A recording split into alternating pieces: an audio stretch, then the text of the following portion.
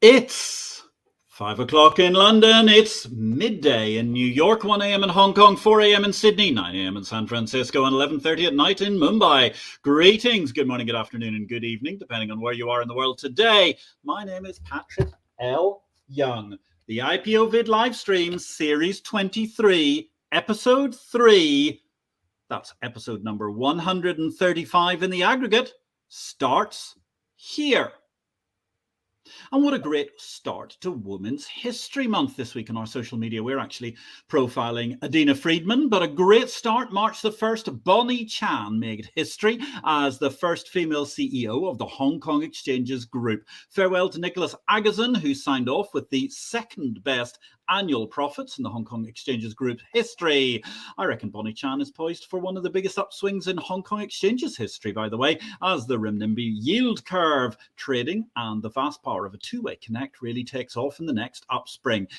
Very, very exciting times into that upswing. Meanwhile, back in Europe, well, if only there was any sort of an upswing whatsoever. The European Commission is whining about its own CCP clearing deal, where the Brussels blob backed down on rendering the euro a non-deliverable currency through protectionism because the banks, the clearing houses, the exchanges, apart from those with a certain degree of self-interest, like you, Deutsche Börse, all said it was a really, really, really bad idea. Nonetheless, that hasn't stopped a degree of angst amongst those in Brussels who feel that it's just unreasonable that business shouldn't flow naturally to the Comintern of Brussels. Meanwhile, in fact, things are getting so bad, even the Financial Times has begun critiquing the sclerotic disaster area of European markets and the non-event which is Capital Markets Union, which we've been waiting for more than a decade, and absolutely nobody can put into any sort of coherent practice across what is now the 27 nations of the European Union after the UK opted out. The Brussels Bugle itself is out there saying we're going in the wrong direction. Naturally, they're prescribing the wrong solution, but at least it points out that the EU has a high modicum of failure. Our guest today, joining us for the third time, ladies and gentlemen. Previously, you saw him in the IPO episode number 104 in Defence of Capitalism. In episode 116, he was talking about the wealth elite, and both of those are gripping editions that you will want to get back to. Today, we have got Rainer Zitelmann, and he's going to be talking to us about Unbreakable Spirit. Let me just cut in at the moment. I'm being told by our tech team that we have a problem today, ladies and gentlemen. Mark Zuckerberg's Meta, Facebook, whatever it's called, it's also well known, I think, as the organization which is accused of more crimes in the United Kingdom than any other platform. That's direct from the UK's own police statistics. Anyway, Metabook, Facebook, whatever you want to call it, it's down at the moment in much of the world, so we're not going live on that. So you're only going to be able to see this as a recording. We are, however, live right now, I do believe, on no less than LinkedIn, Twitter for the first time we're going live there, and YouTube. Back to our guest. Rainer Zitelmann is a German historian, sociologist, and multiple best-selling author whose 26 books, actually it might be 27 now, I'm not quite sure, include In Defence of Capitalism. His books have been translated into 30 languages around the world with his copious quantity of op-eds, and he has been twice our guest on IPO-VID, as I mentioned before. Actually, also check out at the moment, Rainer has a fantastic series in City AM. You can get that at cityam.com, edited by the great Andy Sylvester, and they've been talking there all about the interesting facets of the new edition of Capitalism, his latest book, which has been out recently, alongside the one we're going to be talking about today. An Ipsos Mori poll in 2021 revealed that 51% of Americans could not name a single successful person with a disability. In this week's IPO-VID, Rainer is going to be discussing his latest book, Unbreakable Spirit, discussing a wealth of incredible talent, all of which flourished with, or frankly in spite of, disability. So here we are, ladies and gentlemen. Rainer, greetings. Great to see you back again. Where in the world are you today? I'm in Berlin, and it's now 6 p.m. here in Berlin. Yes, and today we had Facebook is down, but not here. But Tesla is down here, Elon Musk Tesla, because there was a terrorist attack today.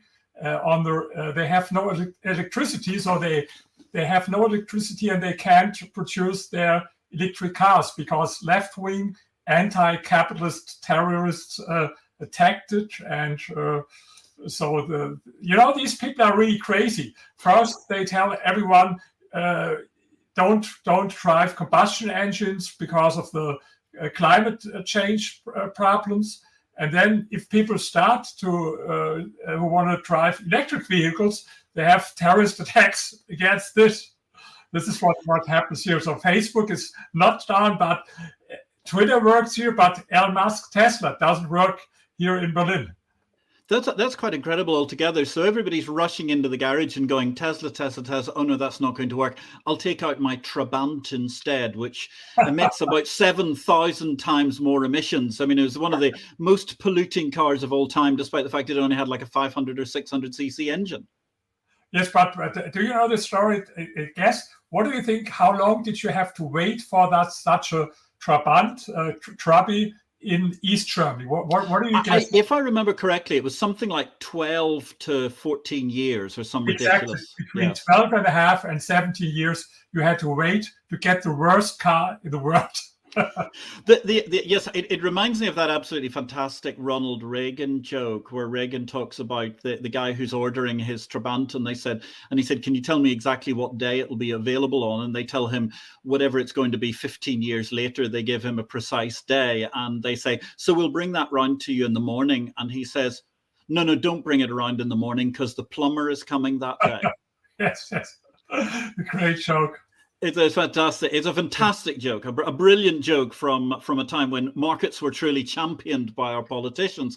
So tell me, I mean, just briefly, I mentioned the fact you've got 2 books at the moment that are out, that are new. So one of them is a new edition, I do believe. Is that right? The Power of Capitalism you've got out in a new edition right now?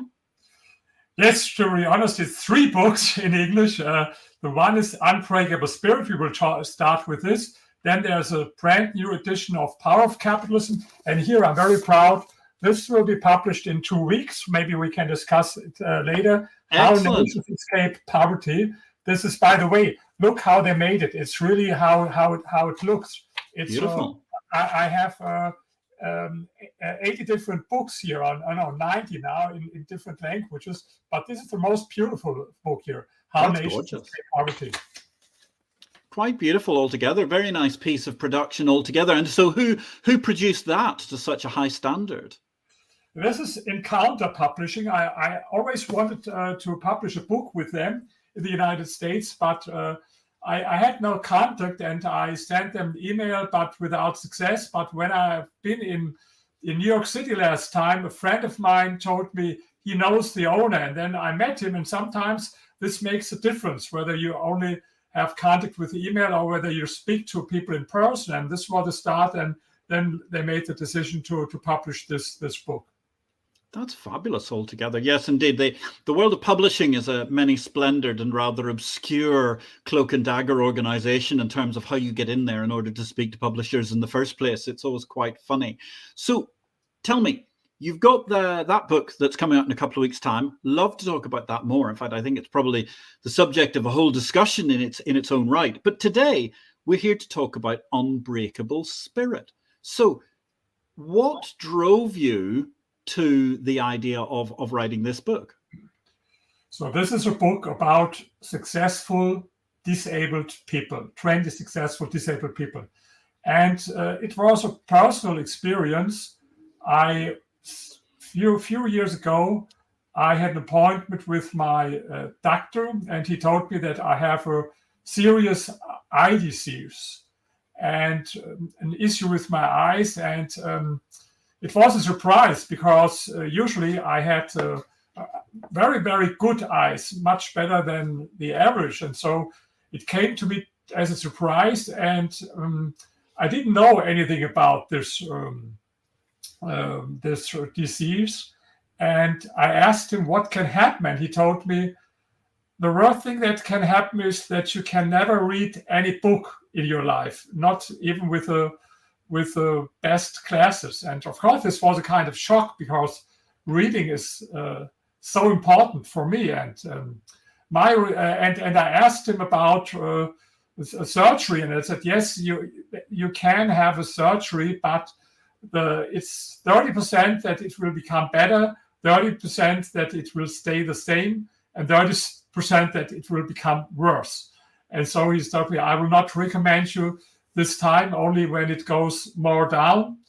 And of course, after this, I consulted other professors, doctors, and yes, he was right. This is what can happen. And what I did then, I started to read books about blind people, several books about blind people, and I met a successful entrepreneur who's blind. Not that I thought that I would become blind, but I wanted to know more about this without this personal experience that I had an issue with my eyes.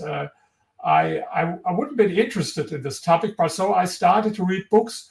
For example, one book about a person, I will tell you a few words about him, and then you can guess who it is. This is someone who was born in 1930 in the United States, black. And of course, in the 30s, to be black in the United States was a much bigger problem as it is today. And he was born in one of the poorest neighborhoods of his hometown. He never met his father. His mother died when she was 31 years old. His brother died in front of his eyes when he was 6 years old. And when he was 7 years old, he became blind. Do you know who he is, about whom I'm talking? No, straight off the top of my head, I'm not sure anyone does at this juncture. Yes, but everyone knows him. This is the interesting. Yes. Because it's Ray Charles. Ray Charles. It's Ray Charles. Oh, my goodness. According to the official Billboard list, he's the most successful male singer in history, even more successful than John Lennon, Paul McCartney, or Michael Jackson. He's the number one for male singers. And he earned hundreds of millions, even in the 50s or in the 60s. I think today it would be billions and billions. He was very famous. And by the way, he had a lot of beautiful women. Of course, he couldn't see them because he was blind. But he was so successful. And this was one of the books that inspired me, because you know this saying, usually some people say the most important thing in life is being healthy. And I said it also before, but after reading more and more about successful disabled people, I changed my mind. Of course, it's important. Health is important, but it's not the most important thing. If you, for example, could change, or you could make a decision whether you want to be maybe an ordinary taxi driver with a frustrating life, with a woman at his with a wife at his home who makes only problems. He has problems to pay his rents and all these things, but he's healthy. And on the other hand, I tell you, okay, you can be as successful, as rich, and have as many beautiful women as Ray Charles. But you'll be blind. I think I would decide for the life of Ray Charles. And it's only one example. So this was one. I had a personal reason to write this book. And after I read the books about blind people, I read about other people with, I have in my book, with no arms or no legs and no arms, or deaf or bind to the wheelchair or whatever. But I had another reason. And this is because I hate this victimhood mentality. Today, so many young people want to be a victim. I'm a victim of capitalism. I'm a victim of sexism. I'm a victim of racism and whatever. And I hate this victim mentality. To come back to Ray Charles, he never felt himself as a victim of anything. He had also problems in his life. For a couple of years, he took drugs, heroin. And one day, he asked him to tell them the name of his drug dealer. But he refused to. And interesting what he said. He said, no, I will not tell you the name of the drug dealer, because it was not the fault of the drug dealer. And it was not because I was black. was not because I was poor. It was not because I was blind. It was only my own decision. So you see, this is the absolute opposite of this victimhood mentality. And I wanted to analyze the life of these people who became so successful in spite of all of their problems. And I wanted to analyze what can we learn from these people, because I thought if you have a similar mindset as, for example, this is the man on the cover of the book. This is Eric Weinmeier, and he's American. I spoke with him. He's blind, but he was the first blind man to climb the Mount Everest. And he didn't not only climb the Mount Everest, but the 7 summits, so the 7 highest mountains on 7 continents, blind.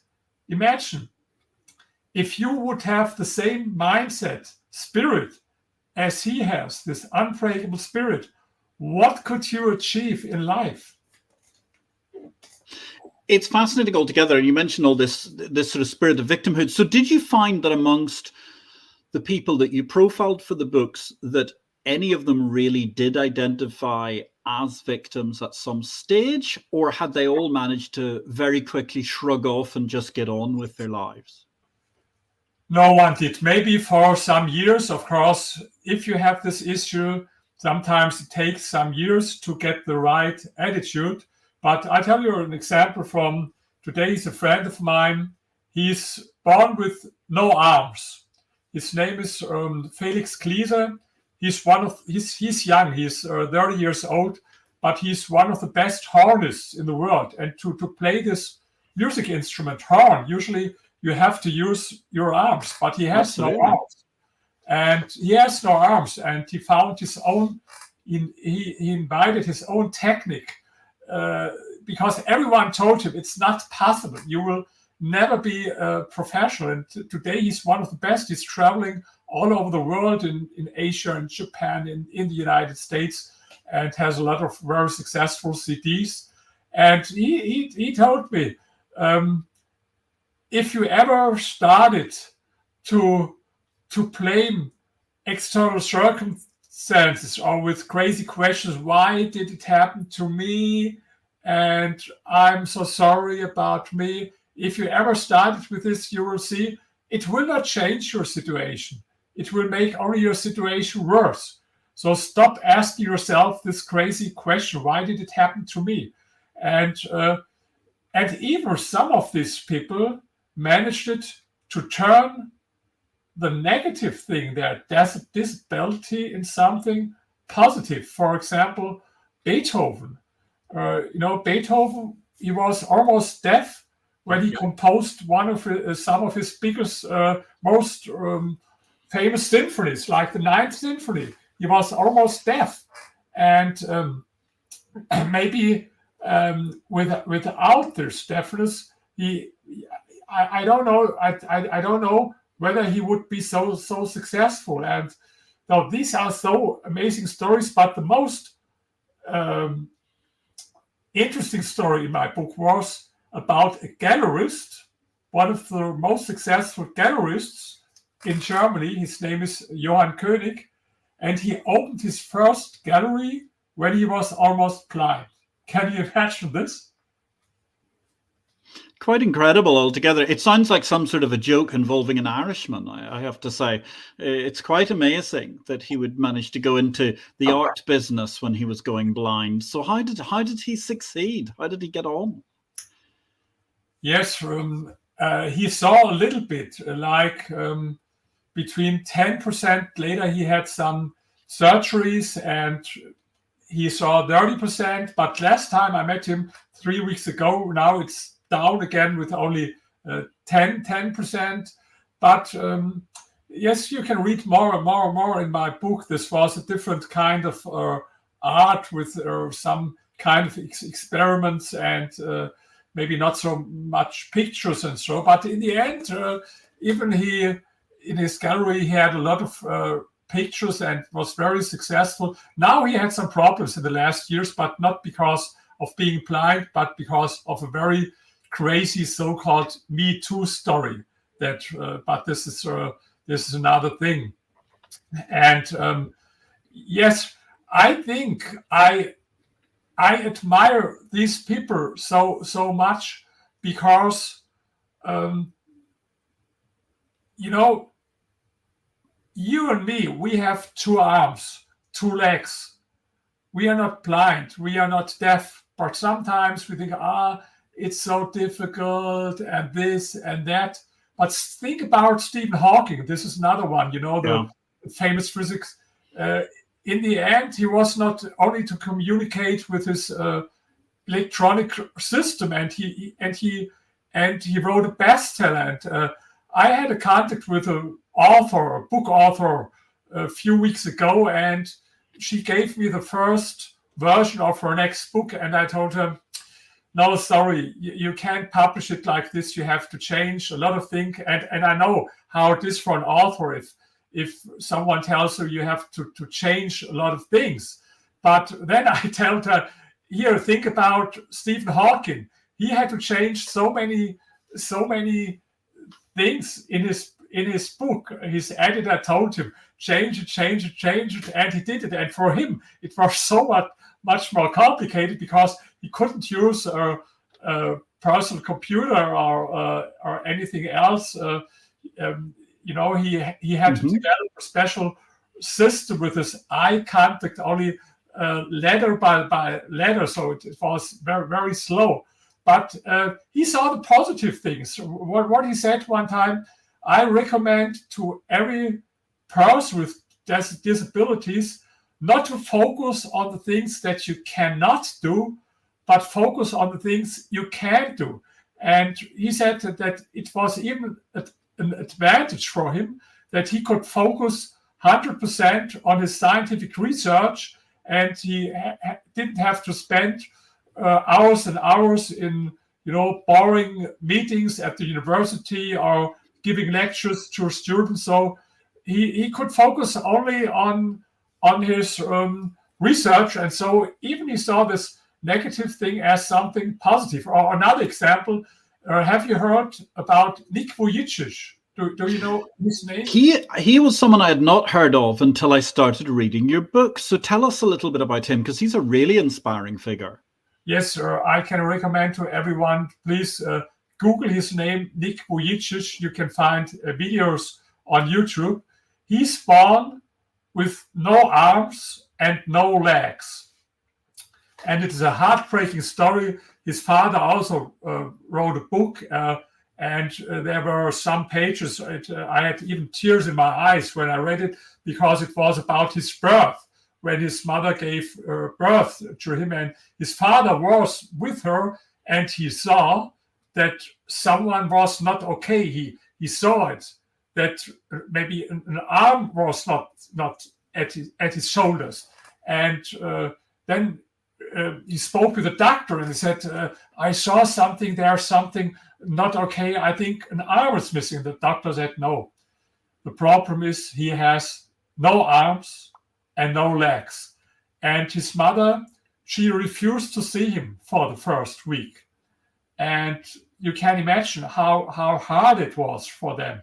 And the first years of his life were so hard. Sometimes he thought about committing suicide. Not the first, I have to correct myself, not the first years, because the first years he didn't see the difference. He know it only as it is with no legs and no arms. But later, when he became a little bit older and started to become a teenager, and of course he wanted to have a girlfriend, and all his other people at school, students had then girlfriends, and he not. And then it was a very frustrating time, and even he thought sometimes about committing suicide. But then he made experience. He was in a Christian group, and everyone had to speak, like to give a short speech, and he spoke about his life and experience. And he saw that people started to cry, and he saw that he moved something, because he didn't have to explain to anyone that it was really difficult for him in life. If you see someone in front of you with no legs and no arms, you don't have to explain to him that you had a lot of challenges and difficult time. And then he saw that he had the talent to speak.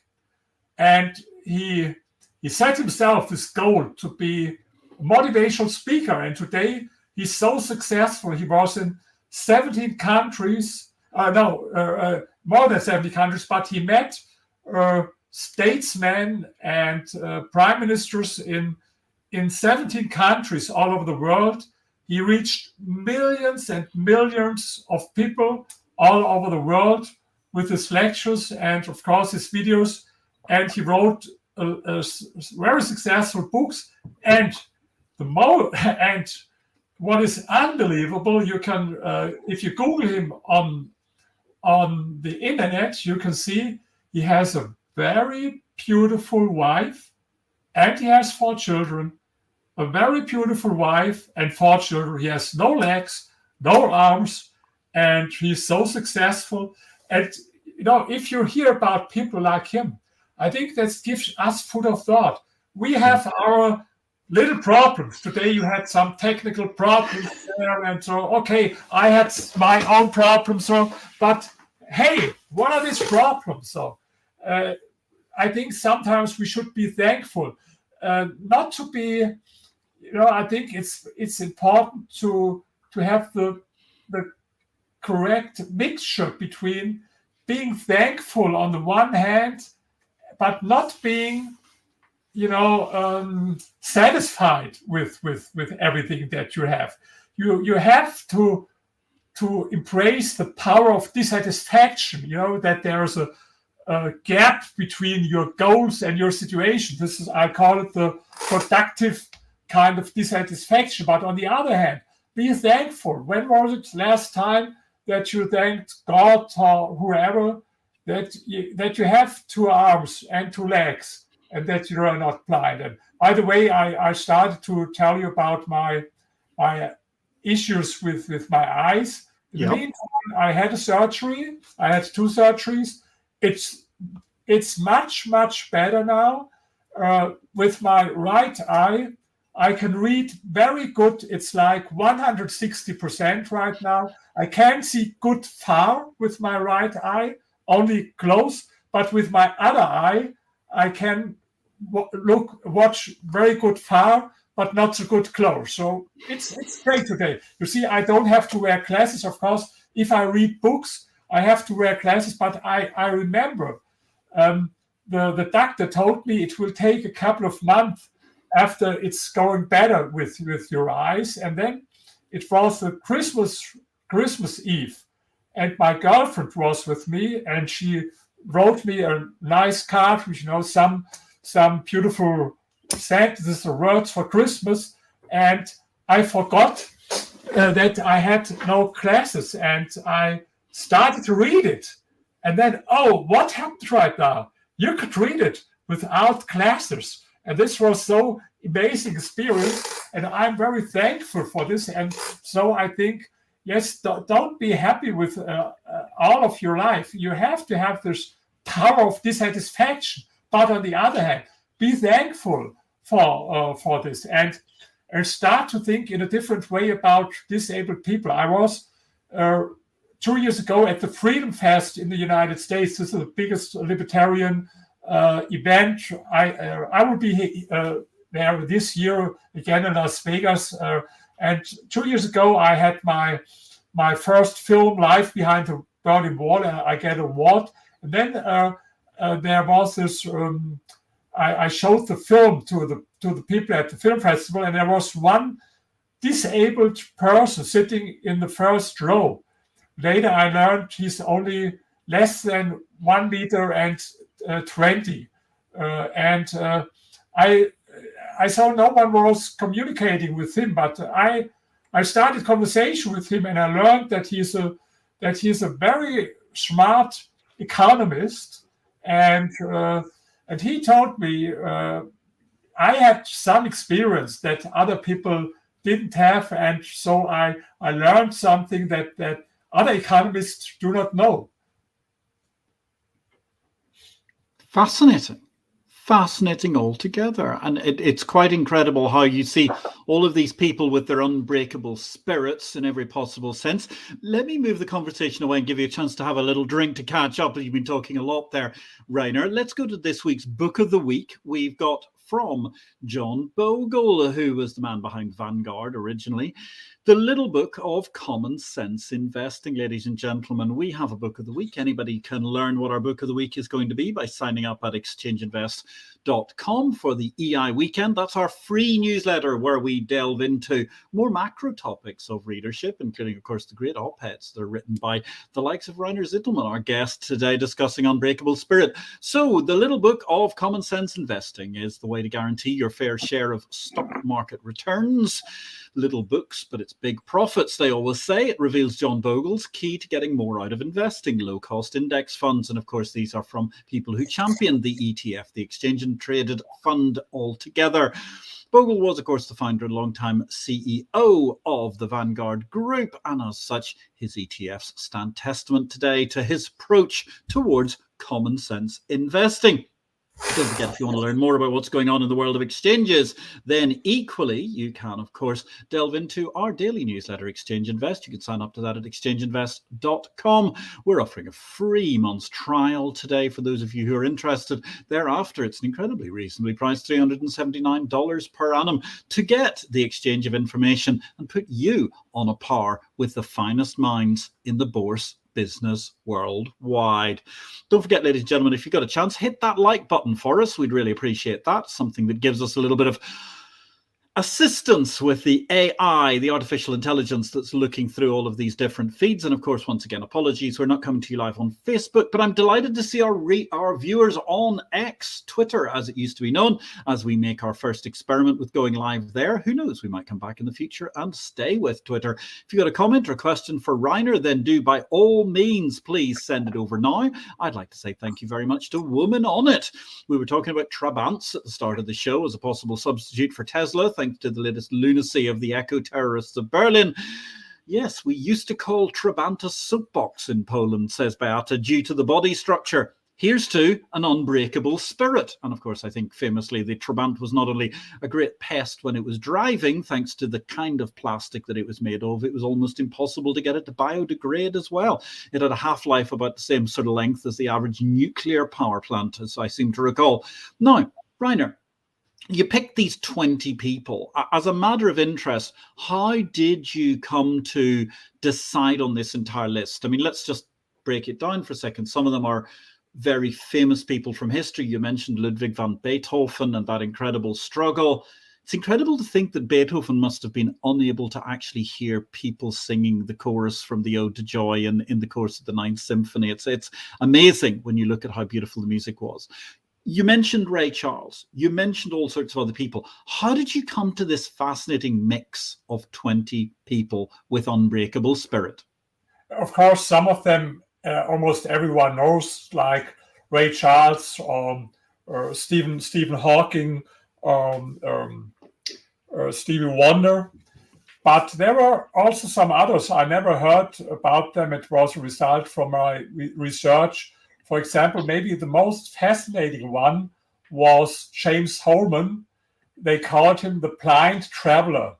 He was British, and he lived now more than 200 years ago, and he traveled all over the world in a total of 400,000 kilometers, what is more than the distance to the moon. And he was everywhere in Siberia, in Africa, and he traveled all over the world. He had not much money.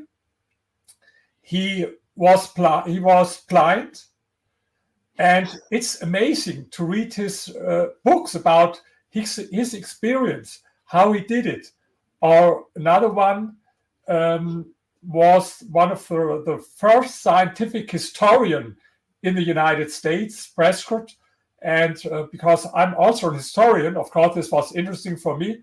And he was also almost blind, and sometimes he could read only for a couple of minutes or for a half hour. And most of the day, he listened. He had another person who read the books for him aloud, and he was sitting there on his chair and listening to him. And it was also difficult to write for these people. Don't forget, this was not the time when you had personal computers and all this. Today, it's really not so difficult for people who are blind. If I have a friend, he's blind, and if I write him an email, he has these programs. They read all those emails, and they can they can dictate their answers. But this time it was very difficult even to write, and so it was a kind of research to learn more, so find more examples of disabled people. And yes, it was really fascinating for me. And I will come back how I started with this victimhood mentality. I think the people who have this victimhood mentality, they harm themselves, because you can't be successful if you feel yourself like a victim. You can't be successful if you blame external circumstances, or if you blame other people for not being successful.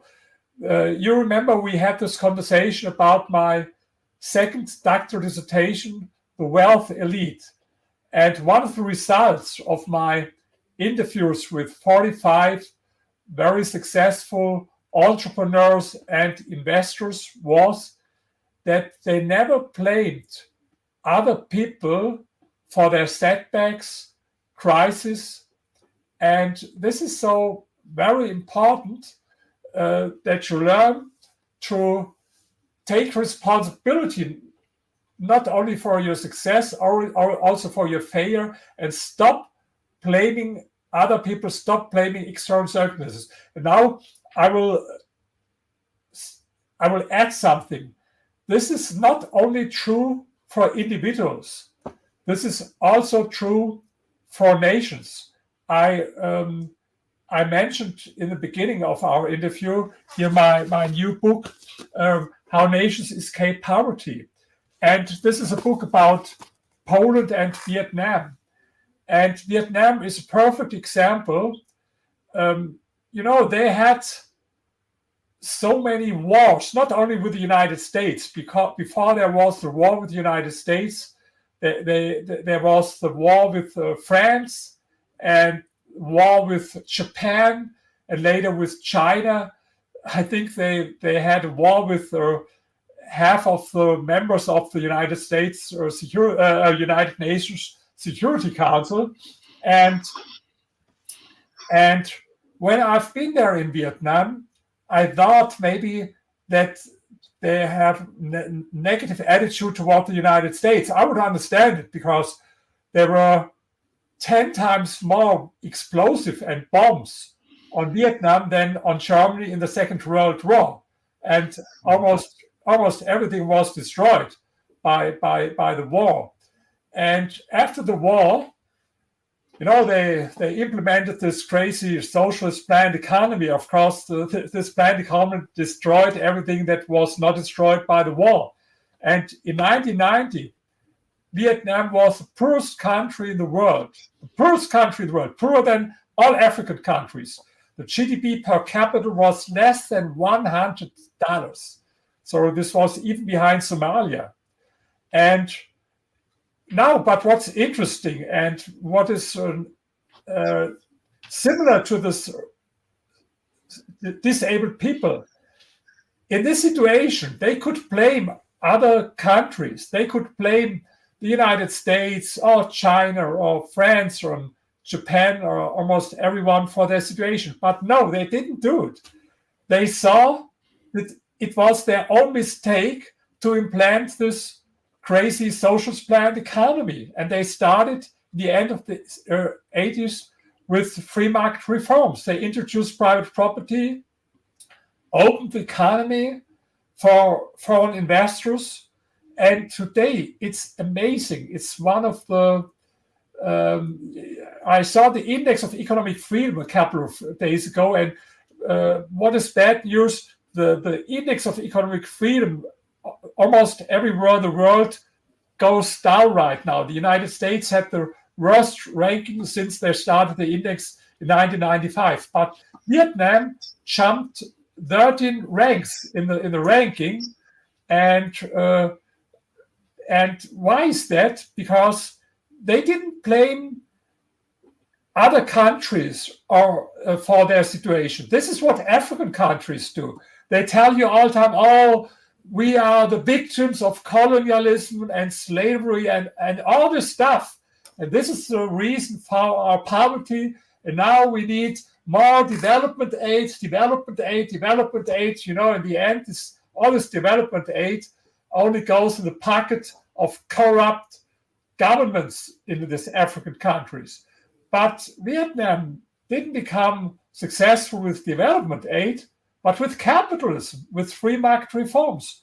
And, you know, to bring this together with the disabled people, the lesson is it's the same for individuals and for countries.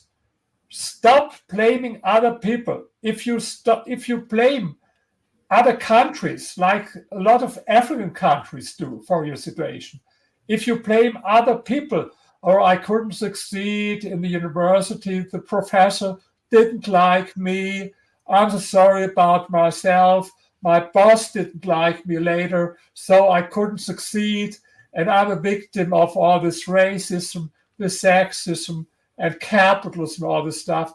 No, you will never be successful with this attitude. And this is the lesson for countries and for individuals. It's a very, very interesting lesson, and we've got a correspondent from Annberg here. Hello, and lovely to see you again, Anne. A truly uplifting and inspiring interview, and bravo for your stance on victimhood, Rainer, says Annberg, herself a previous IPO-VID guest a number of weeks ago talking about commodities. Thank you very, very much, Anne, for your input. One of the things which struck me about your book, well, actually two things struck me about your book. One was how many people had succeeded in the arts and particularly music after their disabilities. And obviously we've got, trying to name those that we haven't mentioned so far, there's Vincent van Gogh, for example, who you profiled, and yes, many other very, very interesting figures there and thereabout, like Andrea Bocelli. You mentioned Stevie Wonder beforehand, Michael J. Fox, etc. And I think I was particularly struck, obviously we talked about Beethoven, and there are so many other musicians alongside Felix Kleiser you could have mentioned, like Wittgenstein, the famous one-armed pianist who was injured in the First World War and yet came back to great concert renown, inspiring all manner of different people. So the arts had a huge number of people in your book, and this is probably volume 1 of a series. I was very interested in how some people created incredible happiness as a result of their own issues in life. And one person who struck me there was a story I didn't know whatsoever. We all know about teddy bears. We all know about some of the great and most prestigious names in teddy bears. And I suppose the woman who created the most famous German teddy bear mark, or at least teddy bear mark in the German-speaking world, Margareta Stieff. I mean, that was a very, very interesting story about her overcoming obstacles. Yes, absolutely. And she's, she's a woman, female, but she was not any kind of feminist fighting for women's right. No, she was bound on the wheelchair. She couldn't. She had a disease when she was polio, when she was a child, and so she was bound on the wheelchair. But yes, she became so successful, not only in Europe, but especially in the United States with the teddy bears. And she became very rich and very successful. And this is also, yes, to be honest, I was looking for more stories from successful entrepreneurs. And I'm sure that there are more successful entrepreneurs who are disabled, but I didn't find so much. It's correct. There were more people from the arts, like we didn't mention him, Bocelli. I like his music, this Italian. He was not only successful in popular music, but also in the classical music with the opera. And you're correct. These are more people from the arts, and I would be happy if other people write similar books, because of course there are much more people all over the world, successful people who are disabled. These are only 20 in my books, and I would be very happy to read more books. But I have to add something what was disappointing for me.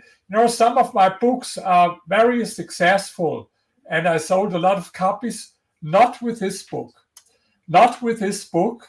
It was not successful, to be honest, in Germany. I sold not as many books as from, for example, my other books, like The Psychology of the Super Rich, or another book, or Dare to Be Different and Grow Rich, or The Power of Capitalism. I sold much more books. And I wonder why, because the people who read the book, they told me, it's your best book. It's so motivation. It gives me so much motivation. It inspired me. But maybe we have, to be honest, if I wouldn't have this own, disease, this experience with my eyes, maybe I would have never been interested in disabled people. And maybe it's something like to speak about dying or cancer or so. We want to avoid these things. But I wrote this book not only for disabled people. Of course, I hope that some parents of disabled people will read this book, and that will give them power, and that I'm sure. And some people told me disabled people read the book, that the book gave them something. But I think it's especially, I wrote it for people who are not disabled. There was one story about a famous athletic runner. She was part in the Olympic Games, and when she was at school, she was also almost blind. She said, I wondered always why all these other people, for them it's so easy to read and all this. What was so difficult for me? Why are they so lazy sometimes? She couldn't understand it. And sometimes you have to ask yourself.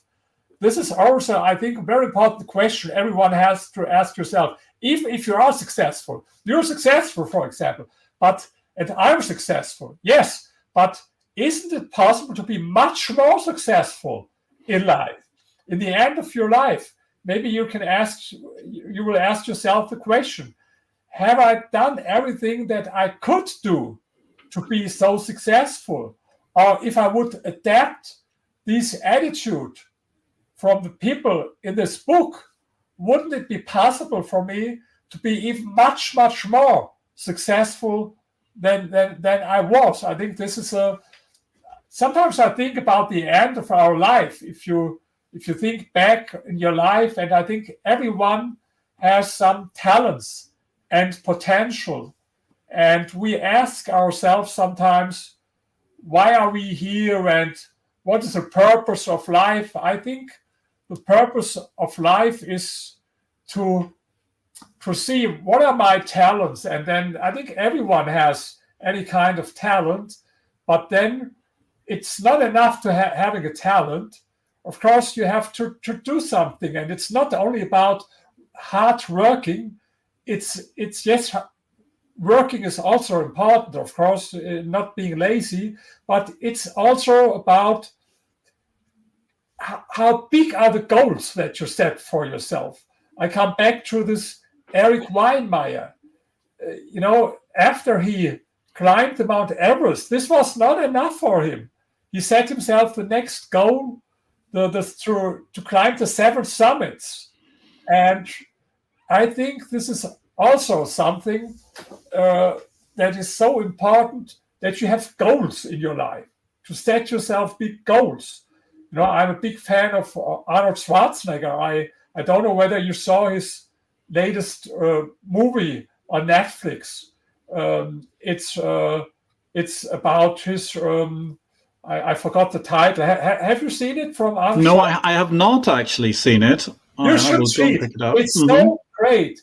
I read his autobiography, Total Recall. What is a great book I can recommend. I think I read all the biographies about him because I follow his life since decades. But this film gives you so much inspiration. Also, someone who came from a small village in Austria, and he had a difficult childhood with a father who was a policeman, and sometimes he was very, very hard with his wife and also with his children. But then he made his way to when he was 20 years old to go to the United States, and he spoke almost no word English, and he had the goal of being the biggest bodybuilder in the world. And people told him, it's a crazy idea. What is bodybuilding? But this was only his first goal. Then his next goal was being one of the most successful movie stars, action stars. And everyone told him, forget it. No one wants to see someone with a body like you. This was in the 80s. Today it's people like Dustin Hoffman. This Hercules movies, they were in the 50s. No one wants to see someone with this big, huge muscles.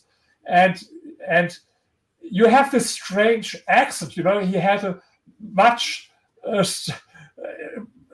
his accent was much more... I know I have this strong German accent, but his accent was much, much stronger than even mine. People told him, forget it. You have this strange accent. People have problems to understand you. And no one can pronounce your name. And by the way, do you know when was the last European to be successful in Hollywood? So forget it. And his first movies were not successful. I think he got an award for one of the 100 worst movies ever made. This was with his Hercules in New York. But he didn't give up, and he learned so much, and he had his big goals. And if you see it on Netflix, this movie about his life, the most important thing is always set himself big goals. And then the people, when he succeeded in the movies, he with his film Twins, he made $30 million only with his film Twins. And it was not about muscles and like an action star, it was a comedy.